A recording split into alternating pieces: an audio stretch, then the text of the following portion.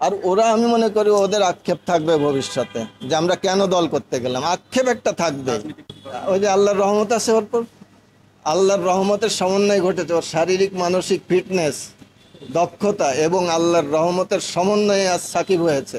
আমি যাদেরকে শিক্ষা দিয়েছি, সাকিব তাদের কাছ থেকে শিক্ষা নিয়ে বিকেএসপিতে ভর্তি হয়। ক্রিকেটের সাথে কোনো সংশ্লিষ্টতা নেই, কিন্তু বোর্ডে আছে। They don't know how to bat, even ব্যাটটা ধরতে হয় কেমন তাও জানে না। শোনেন, বোর্ডে এখন হবে কি, বাংলাদেশ কিন্তু রাজনৈতিক একটা ব্যাপার থাকে বাংলাদেশে। এখন আমি এত দূর না আসলেও মাশরাফির ক্রিকেটের সাথে জড়িত থাকা উচিত, ও যতদিন ভালো থাকবে। ফারুক ভাই ক্রিকেটার হিসেবে আসলে প্রথম বোর্ডে দায়িত্ব নিয়েছে, অবশ্যই। তার কাছে চাওয়া থাকবে কি আমি আমি আশীর্বাদ করি, আমি অবশ্যই আল্লাহর কাছে দোয়া করি যেন ফারুক ভাই আর আমার আমার শিক্ষক নাজমুল আবেদিন ফাহিম স্যার আছেন এখানে, আমি আশা করি ইনশাল্লাহ ফারুক ভাই ভালো করবেন। ফারুক ভাইয়ের বোর্ডটাও ভালো হবে। এখনো যদিও বোর্ডের সবাই রিটায়ার করে নাই, বোর্ডের সবাই দাম্ভিক হয়ে গিয়েছিল।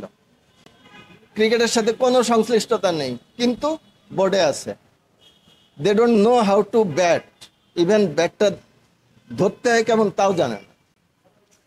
হয়ে গেছে একজন ক্রিকেট বোর্ডের কর্মকর্তা হয়ে গেছে। আমি চাই মামলা প্রত্যাহার হোক, কারণ উনি তো পিতা, যিনি মামলা করেছেন উনি পিতা। সন্তানেরা পিতার যন্ত্রণা আমরা কেউ বুঝবো না, যার গিয়েছে সেই বুঝবে।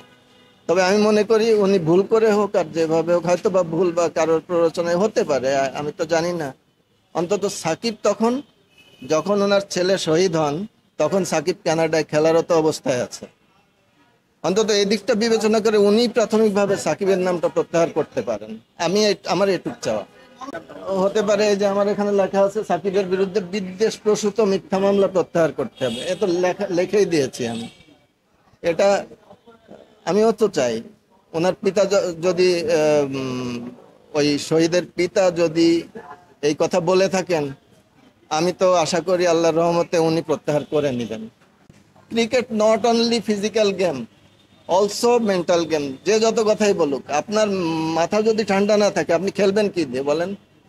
ওই যে আল্লাহর রহমত আছে ওর পর, আল্লাহর রহমতের সমন্বয় ঘটেছে, ওর শারীরিক মানসিক ফিটনেস, দক্ষতা এবং আল্লাহর রহমতের সমন্বয়ে আজ সাকিব হয়েছে। Shakib is a legend, and a legend doesn't become a legend overnight.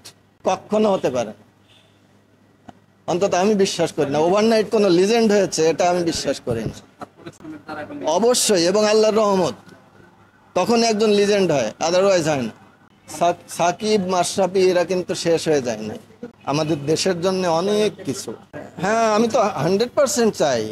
আর ওরা আমি মনে করি ওদের আক্ষেপ থাকবে ভবিষ্যতে যে আমরা কেন দল করতে গেলাম, আক্ষেপ একটা থাকবে 100%। আমি মনে করি, কারণ ওদের গন্ডি অনেক বড়, ওরা দল করে গন্ডিটা ছোট করে ফেলেছে। এটা আমি মনে করি, আমি একজন সাধারণ মানুষ হিসেবে মনে করি।